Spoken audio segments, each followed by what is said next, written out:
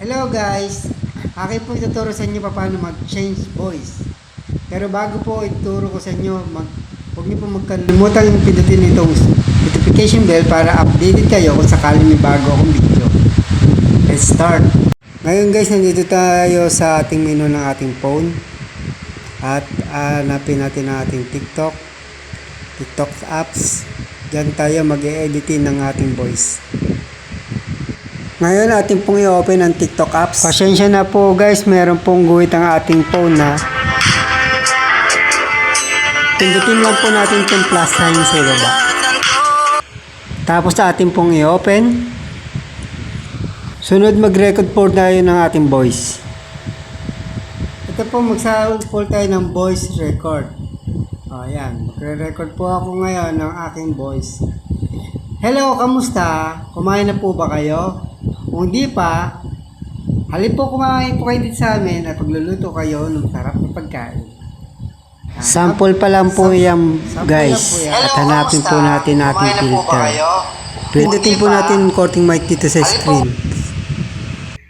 Sa bandang gilid po, maghahanap po tayo ng filter na voice na ipapalit natin sa voice nut. Yan. Hello, kamusta? Kumain na po ba Mili kayo? po tayo dyan Kung di guys. pa, halip po kumain po kayo napili sa si amin at pagluluto kayo YouTube. ng sarap na pagkain. Hello, Ayun po, kamusta? naging boses niya. Kumain na po ba kayo? Sunod po ito tayo Kung di nasa pa, taas naman. halip po Kumain po kayo sa amin at magluluto kayo ng sarap na pagkain. Hindi ba boses? Hello, Ito, kamusta? sabi lang. Kumain na po ba kayo? Si Strooper.